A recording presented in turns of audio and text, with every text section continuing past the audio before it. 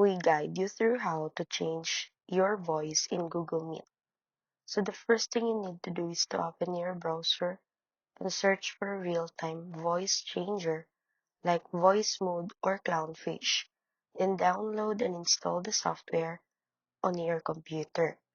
After installation, open the voice changer app and allow microphone permissions. Choose the voice effect you want like robot, deep voice, female voice, or cartoon style. Then test your microphone to make sure the sound is working correctly. Now, open Google Meet and click the three dots at the bottom right corner. Go to Settings, then Audio. Under Microphone, select the virtual microphone from your voice changer app instead of your normal microphone. Speak again, and you will hear your voice change instantly in a real time during the meeting.